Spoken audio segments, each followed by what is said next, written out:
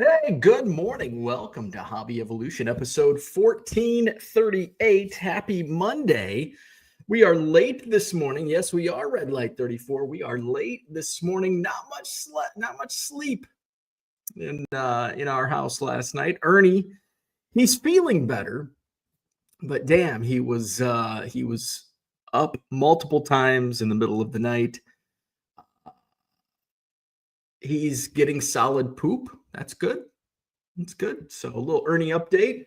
Um, so he shit on my floor a couple times during the show yesterday. So we ended it a little early. Had some diarrhea. The rest of the morning he was able to make it outside. So we just hung out and watched TV with Ernie. So he had diarrhea maybe one or two more times. We made it outside yesterday morning, and then he did eat. He was starting to feel better around noon. You could tell because he actually, when we came upstairs and we got outside, he had diarrhea, and you could tell he was not feeling well because he went into his crate, which usually, if he goes into his crate, he's either really tired or he doesn't feel well. And he did not feel well. So he went, slept it off in his crate for a couple hours. And then around lunchtime, he kind of perked up and he ate his lunch, full bowl of solid food. No accidents, no more diarrhea. He was going crazy at the geese. There were a couple geese in the backyard that he was yelling at from the window. I'm like, okay, I think Ernie's good. He had the zoomies yesterday afternoon. We gave him, we had salmon last night, so we made him a little salmon with rice, and he had salmon and rice. It was funny watching him try to eat rice. It was a mess. But then last night, my God, he woke up at, I think, like 1 or 1:30, and my wife took him out. I think he peed. He might have pooped. I can't remember. My wife told me, but we were both like in a daze. He got up again at like 3 or 3:30. I can't remember.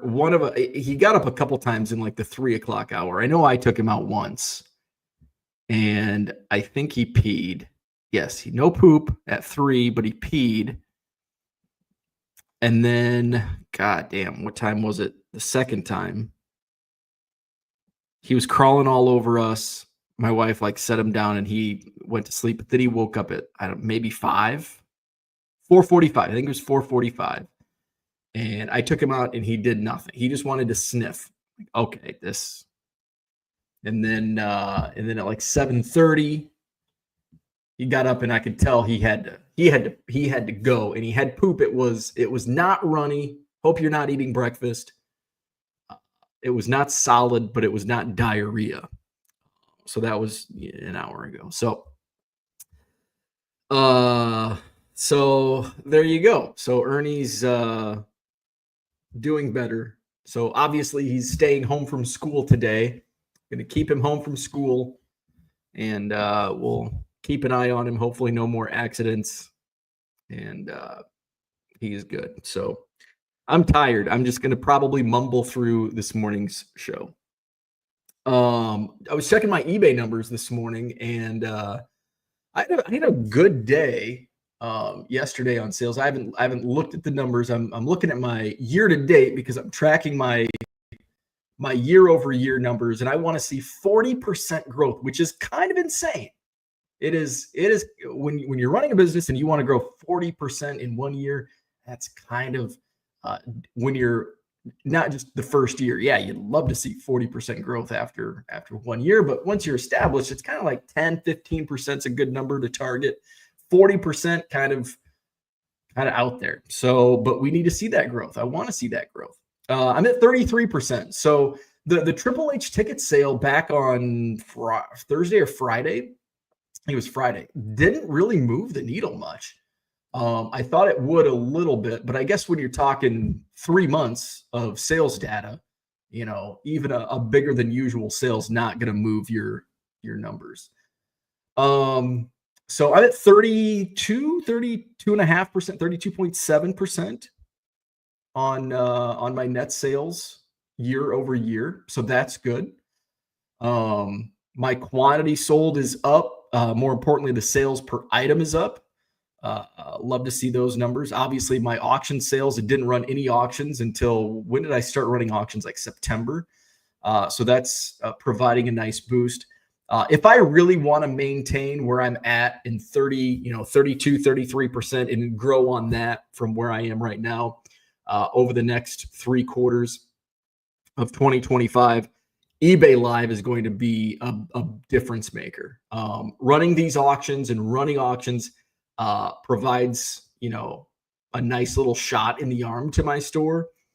But I don't think it's going to be enough to combat last year's fourth quarter is when I really saw the growth was in October, November, December, and even September had some good numbers. So it'll be extremely difficult to grow 40% over fourth quarter. And that's why I have to see significant growth in the first 2-3 quarters. Certainly in the first quarter. My back is against the wall at this point, with only seeing, we are one day away from finishing up today is the last day of first quarter, and 33% ain't going to cut it. So hopefully eBay Live will be a nice little shot in the arm. I'll continue eBay auctions until we get there. I've been going through, I have a 5-row, maybe even 6 rows of a box that I'm prepping for eBay Live sales. Should be starting that process this week in terms of getting onboarded. I'm hoping by May 1st, I can start, I'll be ready to go on eBay Live. I'm hoping for May 1st. So we'll see. What else? I think that's about it. Thanks for joining. Didn't do any shipping yesterday. I was hanging out with Ernie all day. So I didn't do any shipping. I did a few, I listed a few items that I picked up on Saturday at the Madison Card Show. Some vintage that I got a good deal on. But other than that, no shipping, no listing yesterday. Next Madison Card Show, it's a big one. It's a 2-day affair with sports and Pokemon. The regular Madison Card Show on Saturday, April 26th. Sunday, April 27th, it's TCG only. So come on out and shop for Pokemon, Magic the Gathering, all that good stuff. Sunday, April 27th. Just took I received another text message this morning. I had a couple last night about, I know you're sold out. Can you put me on the waiting list? So it's probably, I could probably, with the people that have reached out about Pokemon, probably fill that bottom room. So we're just going to open the room. It's already going to be set up from Saturday. So I'm going to reach out if it's available. That's what I contend with. So hopefully it is. We'll see. But if it is available, we'll open up the Williamson Ballroom, and we'll have it'll be the exact same footprint as the regular Madison show, but it's going to be all Pokemon and TCG. And I don't think I could fill. I probably could, but it would be tough to fill all sports. Like, it's all sports, no Pokemon, no Magic, no TCG. It's all sports. I don't know if I could fill 140 tables. It would. I think it's easier for Pokemon to fill that many tables. So, Madison Card Show, April 26th. Madison Pokemon Show, April 27th. And I had a lot of people ask, is this going to be a regular thing? And I'm like, we'll see. I want to see how this first one goes. And if it goes well, maybe we do. And initially, I wanted to keep them completely separate. And, I was aiming for like the second Sunday. I was aiming for, I think my first date that I wanted was, let's see.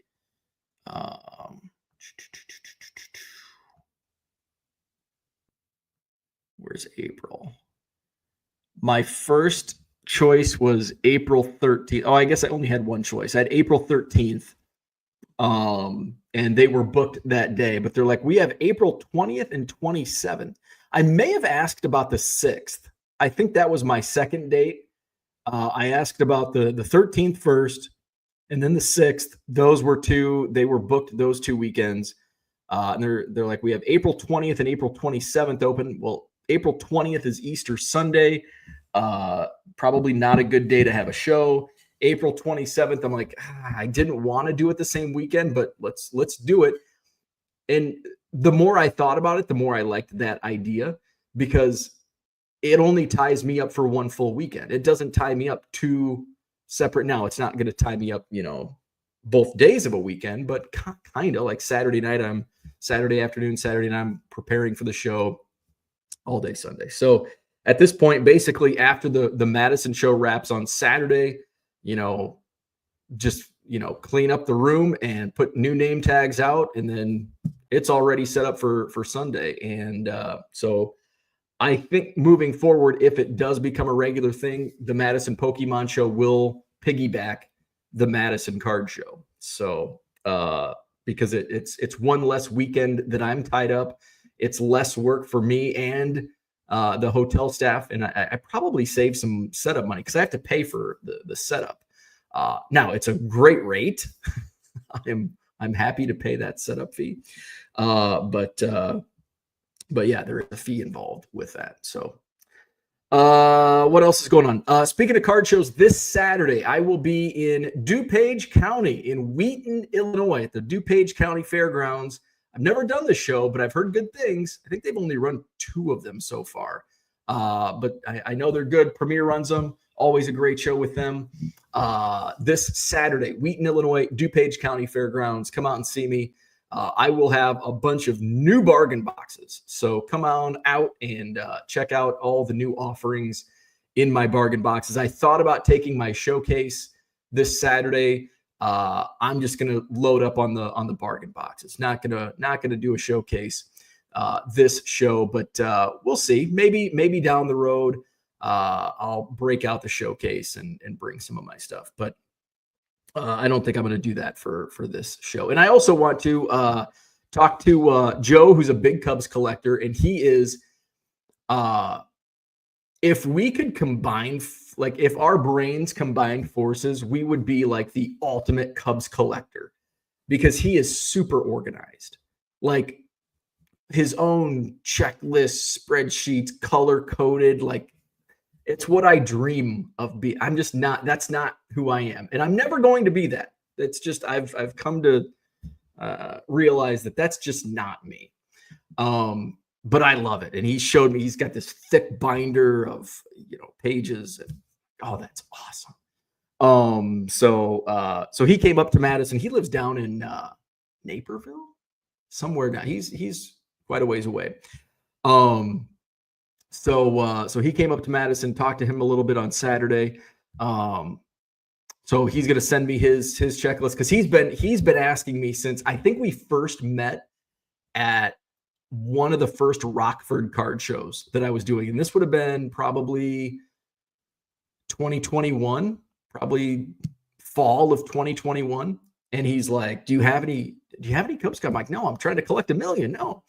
And, but I said, once I get to 1 million, once I hit my goal, I'm going to start helping other collectors, because along the way, I've had a lot of people that have reached out like, hey, I bet you have duplicates of cards I need. Are you willing to trade or sell? Yeah, eventually. I don't want to do it now, but yes, eventually. And now we have reached that point. So he's going to send me his list. I said, I am like the anti-you in terms of organization. So it's going to take me a while to find anything, So I said, I have started bringing quarter boxes to shows of only Cubs. So I'll be in Wheaton. He's got another event, so he won't be able to be at the show. But so I'm going to try to put some a new Cubs box together for Saturday. At least one Cubs box for Saturday's show. So that's where we're at for Saturday. Wheaton, Illinois, DuPage County Fairgrounds. Come out and see me on Saturday. Where we at? Red light 34. Good morning. I am late. Yes, I am. We'll see. Hopefully, I can see. Probably jinxed it by last night saying hopefully we can get a full night's sleep. It didn't happen. So I'm not going to say it. Not going to say it again. Not going to say it again. Just cross my fingers.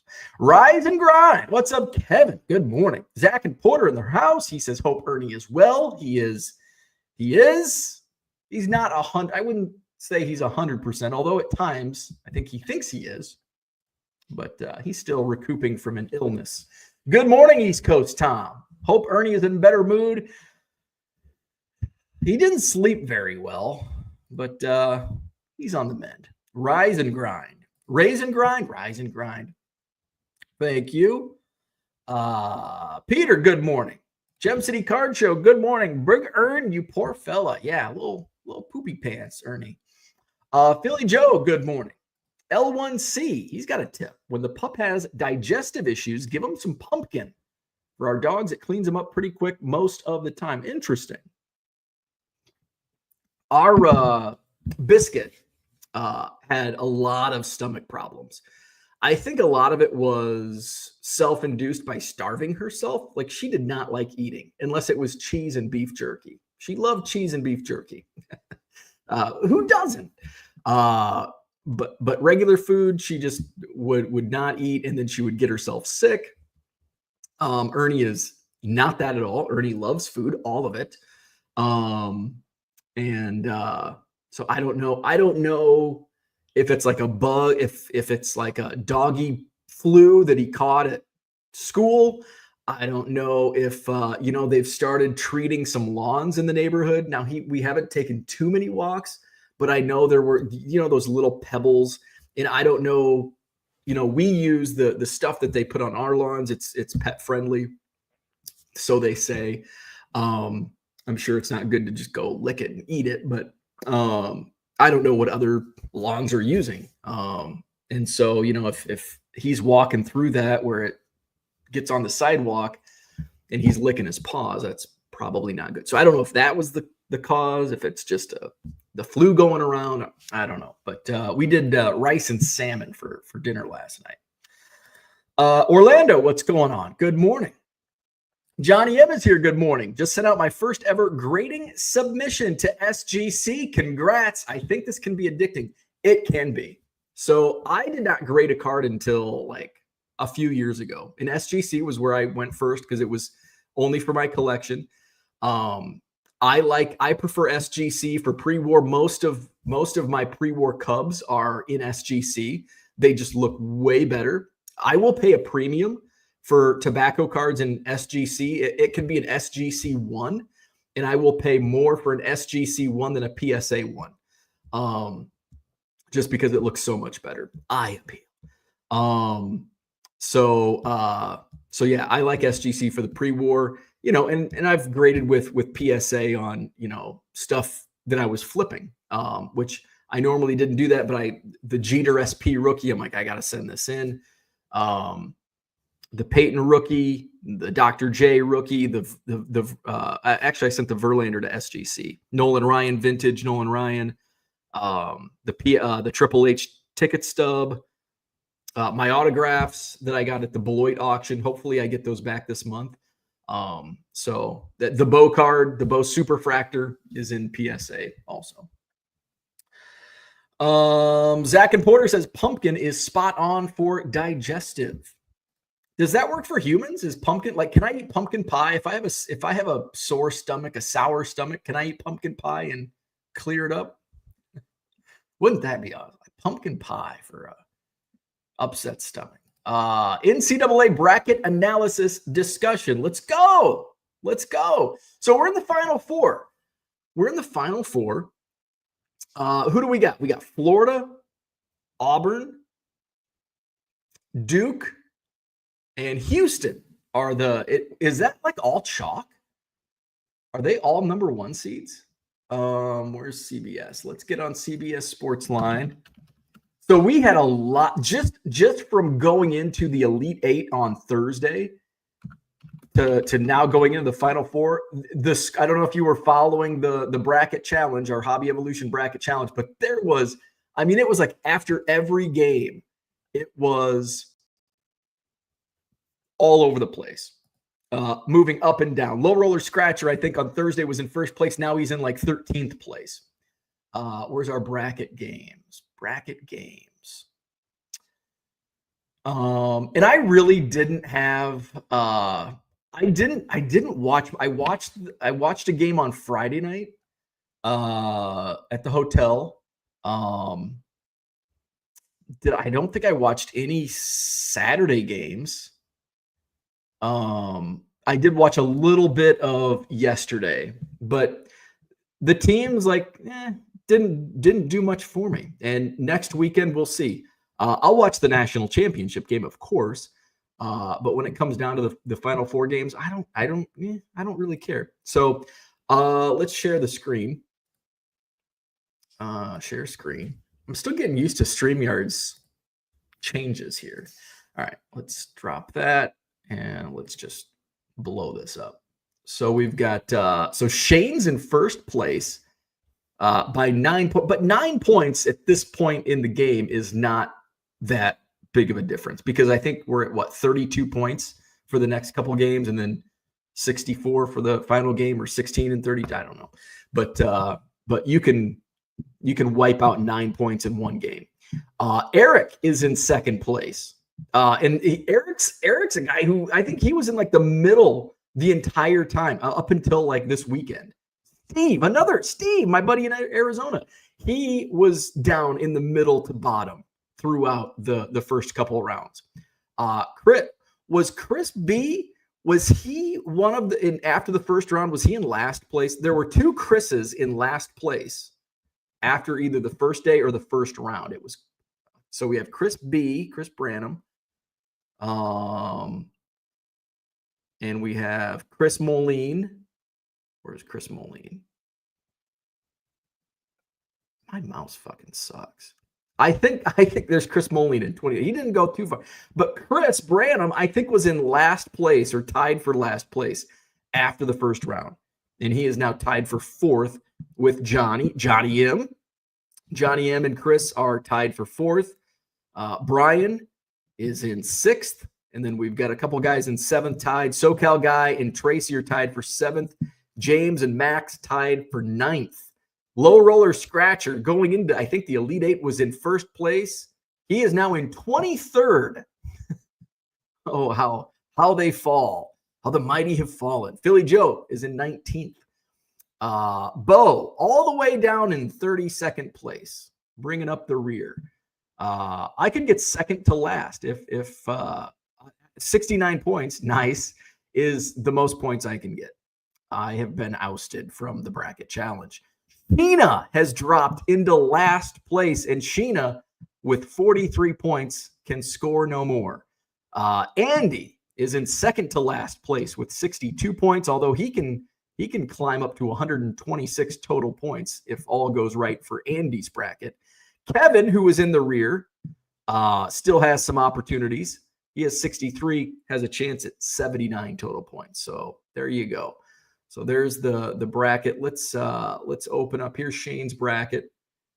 So Shane has all four it's all four number ones. Holy shit. And so if you go into a bracket challenge and you put all four number ones, how many times has this happened? This has probably only happened once or twice since the field expanded to 64 back in like 1985. Let's see how many. Here's Google. Okay, how many times have all four number one seeds made to the Final Four? All right. Let's see. The four number one seeds made the Final Four for just the second time since the tournament expanded to 64 teams, and the first time since 2008. 2008 is the only other time that there's been all 4 number 1 seeds in the Final Four: Kansas, Memphis, North Carolina, and UCLA. You know what's crazy? A number 16 has upset a number 1 more times than all 4 in more tournaments than all 4 number 1 seeds making a Final Four. That's how rare it is. So Duke, Houston, Auburn, and Florida all making the Final Four. Shane has Duke over Florida in the championship game. So, and he's in the lead. Let's see who's in second. Eric. Let's see who's Eric have. This mouse. I need a new mouse. Eric also has all 4 number 1s, and he also has Duke over Florida, and he has Florida winning. So let's see. So basically, if Duke and Florida win and Duke wins, Shane wins the bracket challenge. If Duke and Florida advance and Florida wins, Eric wins. That's pretty easy. That's pretty clear cut. Let's see. And then we've got Steve. Is there any opportunity for Steve to win? Yes. So Steve has Florida and Houston.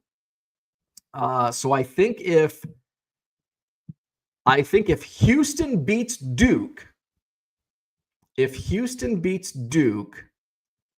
and Florida beats, so basically if it's Houston versus Florida, Steve will win.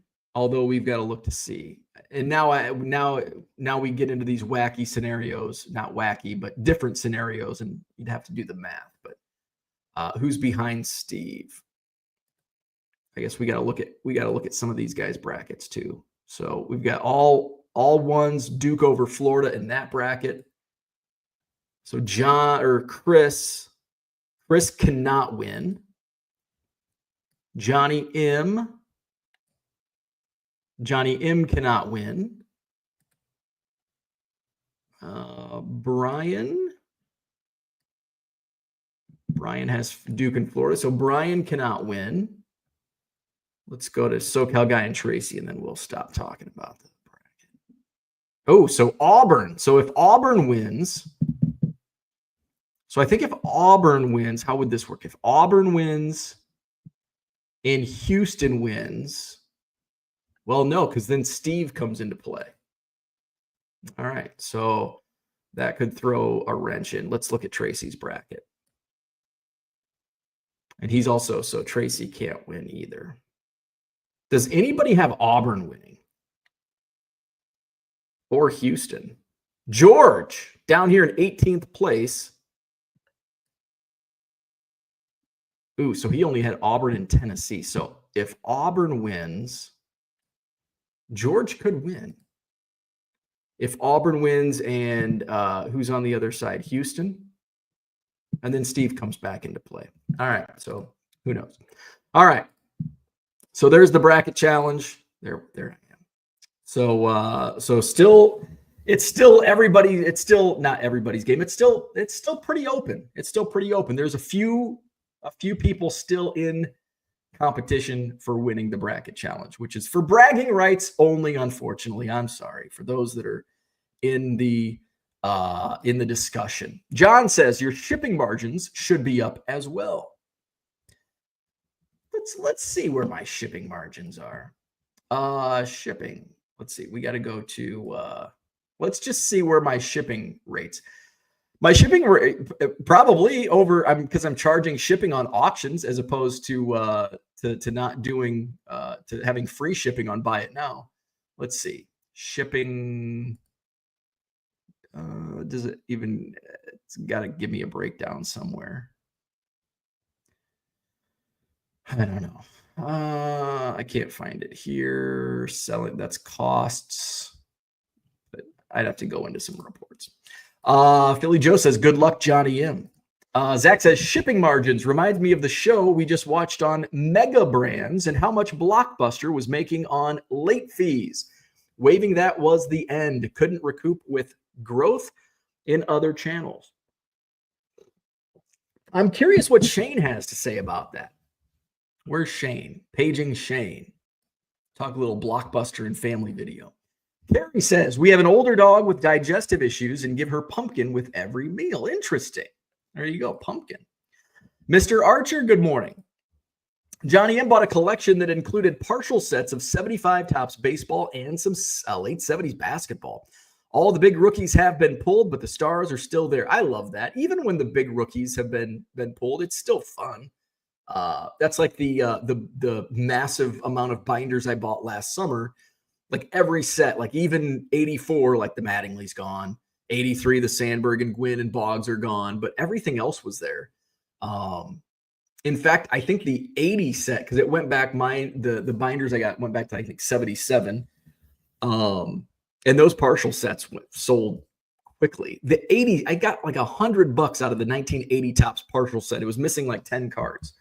Obviously the Ricky Henderson, I think there was maybe a couple other randoms. But I was shocked to get that much for a partial set of 1980 Topps. Johnny M says, is it best to sell single big names and then the rest has partial sets, or do the whole thing as a partial set? So this is tricky when it comes back to the 70s. It depends on how much time and effort you want to put into it. You're likely eventually going to make more money selling them as singles, but it may take you 3 years to make the same amount of money, and maybe not 3 years, maybe a couple of years to make the same amount of money that you would just selling it as a partial set. You could also take the bigger names. If there's any cards that you can get $10 or more, you might be best off to sell, like, okay, there's a Pete Rose I can get $10 for, and I'm just throwing random numbers out. I can sell this for this, and then you partial set out the rest. And yes, it's not going to be as valuable, but you can still probably, get more that way, as opposed to selling it completely as a partial set or taking the time and scanning them all in. So I've done both ways. Obviously, I'm a volume and I've got the scanner and I'm scanning through, and it's super easy, especially when it's 1970s, because AI is going to be 99% effective on getting those accurate. But when the estate sale 15,000 70s cards, and I've got, thousands and thousands of 74 and whatever other years, I think 74 was the big year. And then it's like, okay, let's just put a set together. Let's do a partial set. 78, I've got so many 78 Topps cards. It's time to put some lots together, and I have in the past. I think I've still got a 4-row box of 70 stuff that I need to just lot out. So it just depends how much time you want to put into it. If you're okay, if you have a scanner and Card Dealer Pro, it's super easy. But then it comes down to, do you want to spend the time pick, packing, and shipping? Now, early on, you will get a lot of, set builder buyers where you're going to start off with, you'll probably have some 20, 30 card orders. But then as you go through the cards, that's going to become less and less, and it's going to be a lot of one-off orders. So it's kind of where you want to spend your time. If you don't have a scanner, if you're going to be listing them one by one, I would say just partial set it out. But if you have a scanner and Card Dealer Pro, it takes no time at all, and you're okay, shipping a few extra cards. It's not like you're going to be shipping 100 orders in a day. Yeah, either way, I don't think there's a wrong way. Certainly there's not a wrong way to do it. There's just, it could be a wrong way for you personally. Mac says, keep in mind, there is only a certain amount of dollars that is available in one weekend. As a dealer, I don't want to pay 2x on tables and get the same money I would in one day. And that's absolutely a fair point. And we'll see how this weekend goes. And we'll see what the demand is. If that's the sentiment for everybody, we'll keep that in mind.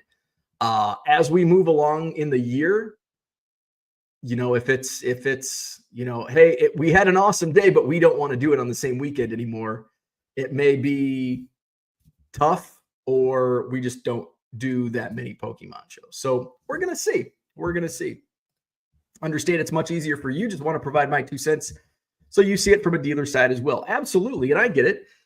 And it's 2x the dealer fees. There's no discounts. You're paying twice the amount. Is there going to be more money or less money? It's also a different day. There are a lot of people that have, especially as we get in, also keep in mind, there are a lot, as we get into the warm weather months here in Wisconsin, there are a lot of people that can't come to Saturday shows because of youth soccer, youth baseball, youth basketball, various things that, that's a big reason why some of the Sunday shows started, or I think the old Sunday show here in Madison was like, well, everybody's got stuff going on Saturday, so we do Sunday shows. So not necessarily does that mean there's going to be less money in a room, because a lot of people can't make Saturday. Maybe they have a graduation party or a wedding on Saturday, but hey, I've got Sunday open. So just because it's the same weekend doesn't necessarily mean there's going to be less money in the room,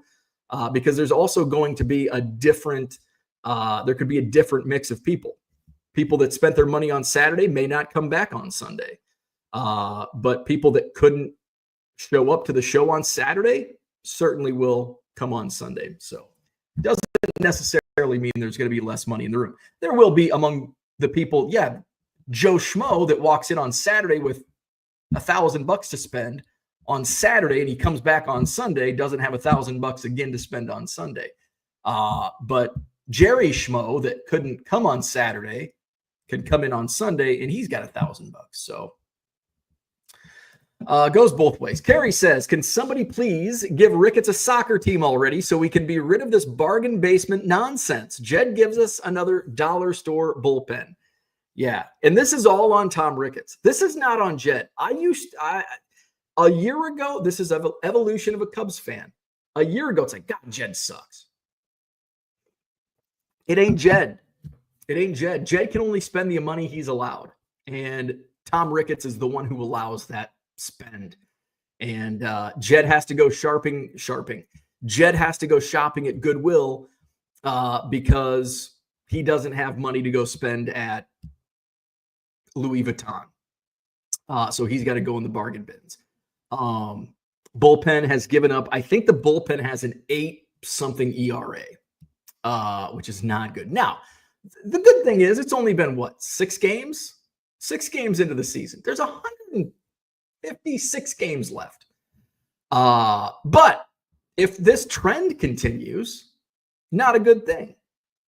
So, I'm not happy with the bullpen situation right now. Hopefully it corrects itself. We had the same situation a year ago, and at one point in the second half of the year, the Cubs had one of the best bullpens, if not the best bullpen for a certain stretch of for a 2-month stretch or something.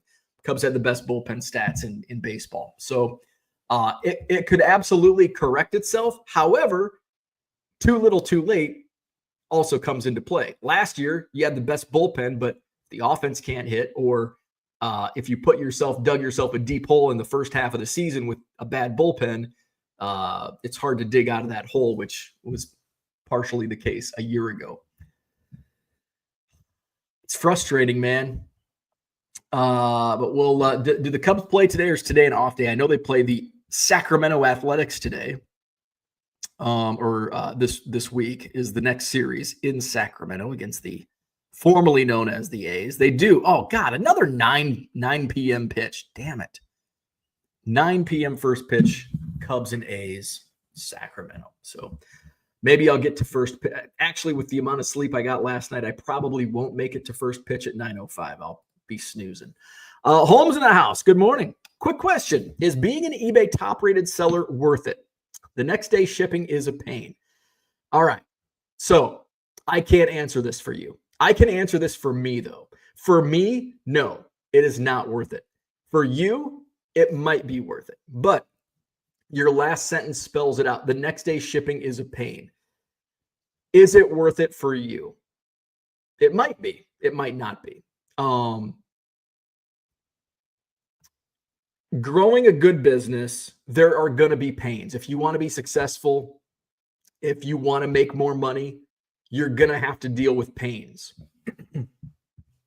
But if it's like, okay, this is starting to interrupt family time or my own mental health time, and you're saving a few bucks, I would say it's not worth it. You've got to run your numbers. I don't know what your numbers are. You know what your numbers are.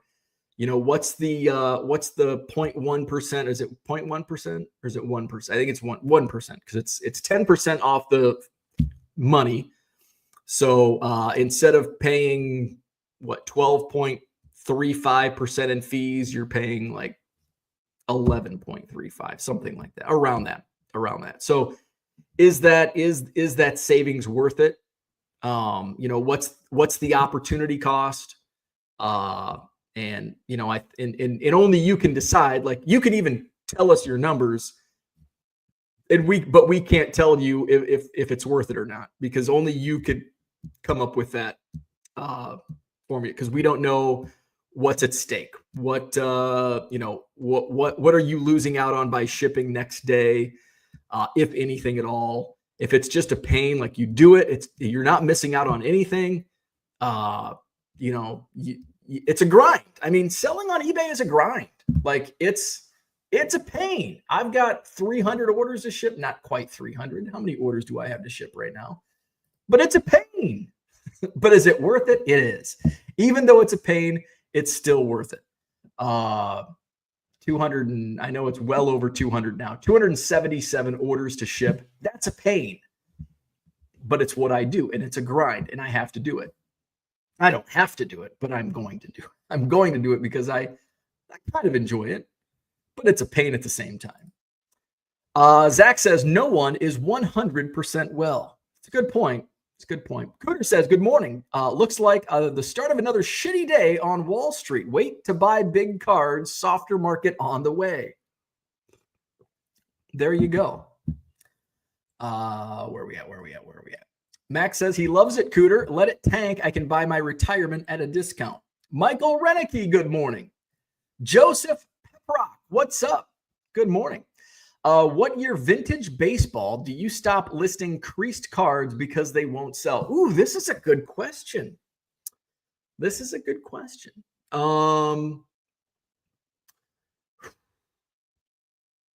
It kind of depends.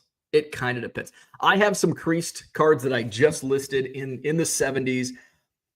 I would say it's more on who the player is as opposed to the year. You know, I just listed some vintage that had some creases last night. Let's see, was the George Foster. There's a crease on the George Foster card. Just a light crease at the top, 71, but it's a George Foster rookie card. Alex Karras, 1968 tops, I think has a crease. But it's from Webster. If it's like 1975 tops and it's completely creased up and it's John Montague or John Montefusco, I'm probably not going to list it. It's kind of like sometimes I'll list like poor creased cards in bulk if I have like a whole stack. So it's really hard. It's a case by case. It's a card by card situation. If it's a superstar Hall of Famer, I'm still going to list it regardless of now. I mean, if it's a 78 tops Bert Blyleven, I'm not going to list it. If it's a 78 tops Nolan Ryan with a crease, I'll still list it. Once we get into the 80s, if there's any creasing, then I don't list it at all. I mean, unless if it's a Ricky Henderson rookie, if it's, you know, so it's really hard to say. It's a card by card basis, but I mean, once you get into the mid to late 70s, I kind of steer clear of it unless it's a big card. So that might help. Max says mints help me. Zach says Trout finally had his first hit against the 90 Braves era White Sox pitching.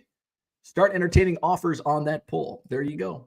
It's for sale. Pumpkin is high in fiber, but all the sugars in pie would not help a sour stomach. Straight pumpkin, think baby food, yuck, would help a humanoid. Max is right with mint or ginger as well, better for human. Oh, mints for the sour stomach. Ginger, yeah, ginger. Ginger, I like ginger. I eat ginger with my sushi. I forgot about ginger. Let's see. Max says, happened once when I was in college, I believe. Made a ton of money that year. Orlando says it's going to be a great Final Four. I like it.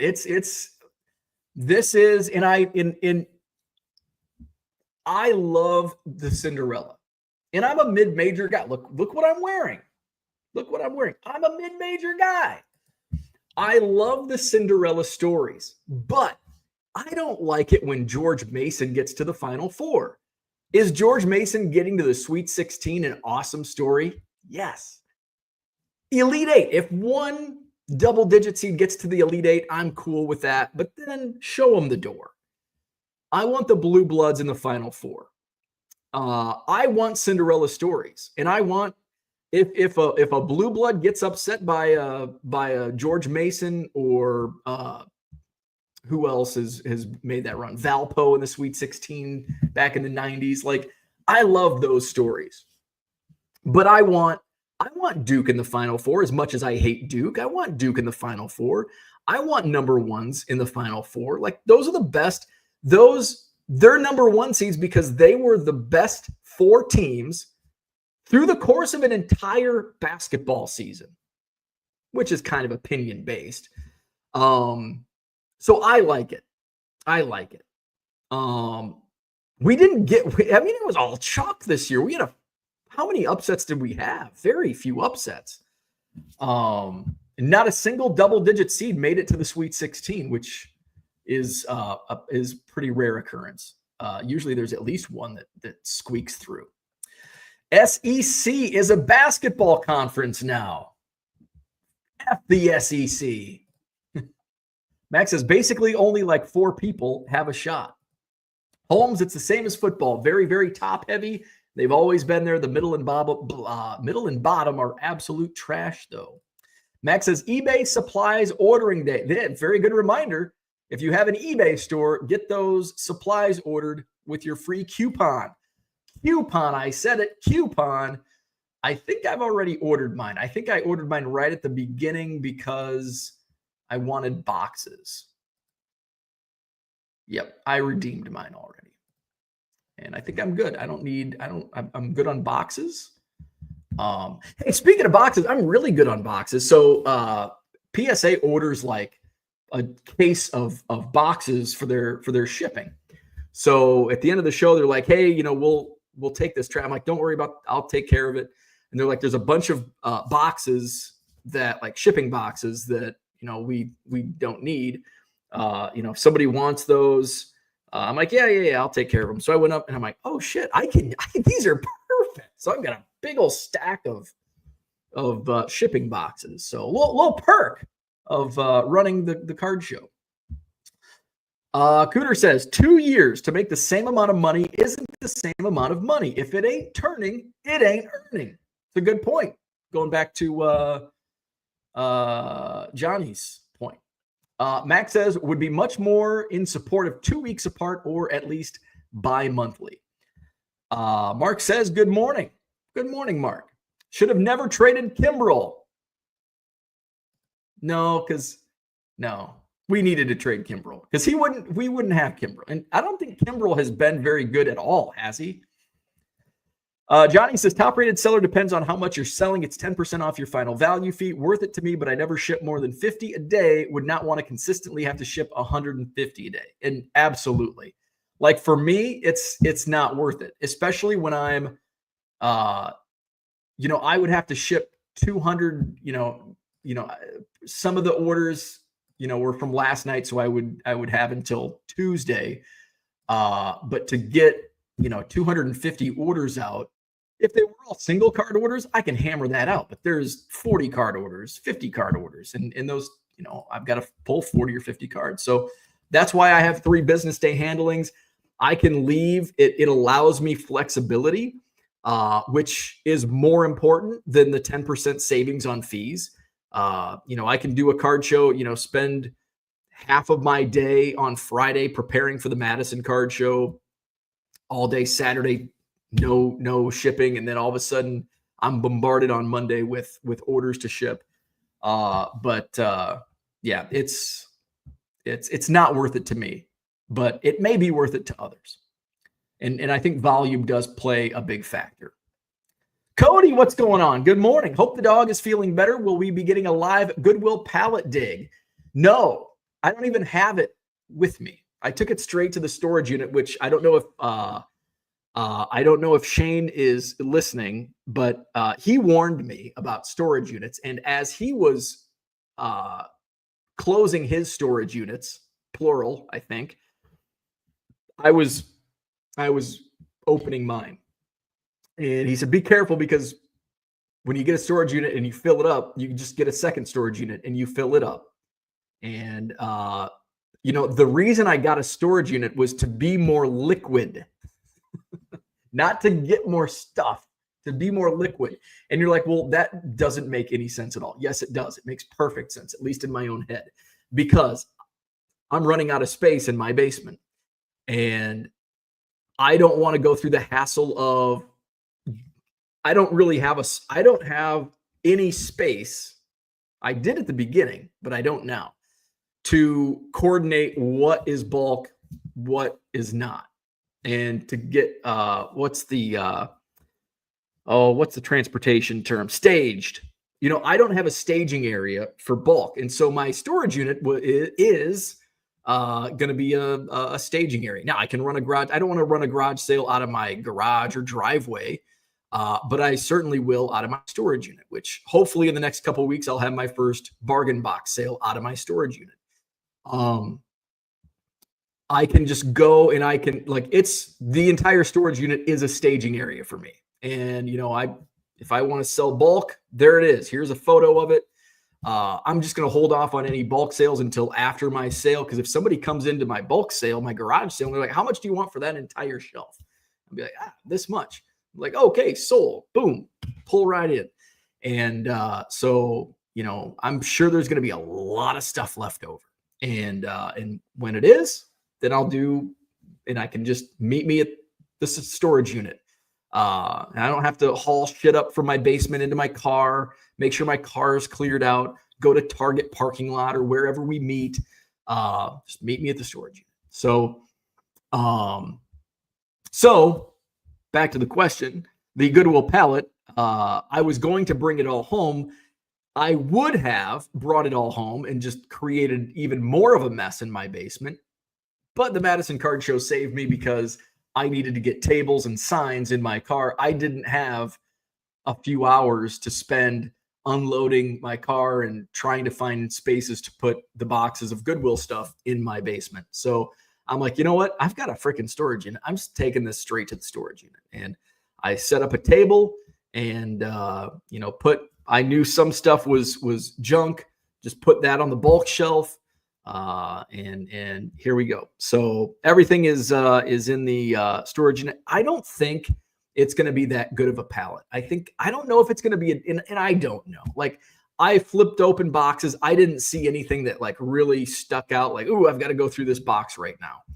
I think it's going to be kind of an average pallet. So, and now with the price of pallets going up, and I paid $900 for this one, it's like, do I want to continue paying $900 for these pallets? So I can't answer that until I get through this one. And then there's going to be another pallet, and basically it's the gamble of it. It's like, well, I've had this, it could be as good as this pallet, but it could be as bad as this pallet. So I won't be doing any live videos just because it's at the storage unit. I'm going to be inundated with shipping today and likely tomorrow. But I would like to get over there and go through some stuff, and just so I can get through it. So, because I've been paying, I don't want to pay for a storage unit just to store stuff, because that's not earning. I'm spending money. It's a liability. I am spending money on storage, and I've spent how much money on storage? almost $1,000 on storage. And how much money has it brought in? Zero. So that's not what the idea of a storage unit, renting a storage unit, be spending $150 a month to let shit sit. We want to turn and burn that stuff. Tomorrow is also eBay supply ordering day. Yes. Use the new coupon tomorrow. And I think that's what I did this quarter. I think I used it within the first couple days. TD Sports Cards, good morning. Max says multiple storage units either means angry wife or owner needing to take an inward look at what they're trying to do, depending on size of unit, I suppose. Yes, there is, in my opinion, I mean, it depends. If you have multiple storage units, but you're going through your stuff, it could be worth it. But in my case, it would not be worth it because I'm at how much ever I've spent on, and it hasn't benefited me with the exception of an extra place to store junk. And that's not ideal. That's just spending money to spend money. So we need to have a sale next couple of weeks. I'll keep an eye on the forecast. So this Saturday, I'm going to be in Wheaton, Illinois for the DuPage County Fairgrounds show. This Saturday, it's in Wheaton. What was that? Oh, weather. And then potentially the following Saturday, just depending on weather, it's going to be 49 this Saturday. It looks like by a week from Wednesday in the 60s. So hopefully that, I'd say if we are out, if we are in the clear and there's no predicted rain, and the temperature, the high is above 60, we'll do a storage unit sale. And actually 60 degrees is pretty ideal because the storage units, those storage units, like in the summer, man, it can get hot. So we're going to keep an eye on the weather. And if I do summer sales, it's got to be like unseasonably cool because you don't want to be sitting digging through bargain boxes on an 80, 85, 90 degree day. Because those storage units are just freaking heaters, and don't want to do that. So this Saturday, Wheaton, Illinois, DuPage County Fairgrounds. A week from Saturday, potentially my bargain box sale. Obviously, I'll give you more details as we get closer. eBay store, 99centcards.com. I've got more auctions ending tonight. I think there's still around 500 auctions live in my eBay store ending this week. I've got to get some more auctions. I've got to relist some stuff. A lot of auctions last night did not sell, which I kind of expected that. It was a lot of just random refractors and stuff that I'll put back at $1.75 in the buy it now section. So check it out, 99centcards.com. Last couple quotes or chats. We've got Florida baseball card dude. Good morning. Cody says, do you think Goodwill is paying more attention to the pallet after the trout? I do. Now, I paid $700 for the trout pallet. So before they even knew the trout was in there, it was $700, and now they're $900. But the last two pallets have been in larger Gaylords. The up until the last pallet, the last two pallets have been $900, but they've also been much larger. They used to give the weights. They stopped giving the weights. But I have been getting more cards.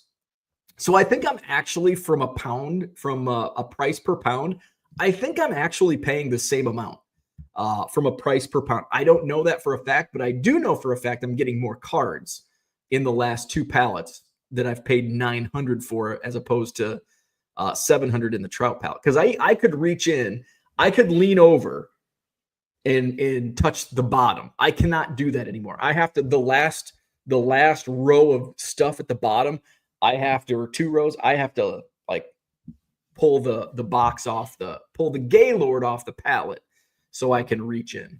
So bigger Gaylords, more cards. And I can tell because I filled the entire back hatch of my SUV. The entire back seat is full. And even I had a huge storage tub on the front seat as well. So getting a lot more cards. Max says, my unit is one of the best purchases I have ever made. And I hope to say that in a couple weeks. Hopefully we have a great garage sale out of my storage unit. I make some money, and we keep her moving. So hopefully I can say the same in the near future. Max says, if I didn't have my unit, I'd probably lose out on close to 50K of profit a year. See, and that's, yeah. So it's definitely a positive. Right now I'm losing money, but I'm definitely not going to make 50K profit out of my junk in the storage unit, because I'm dealing in volume. So junky volume.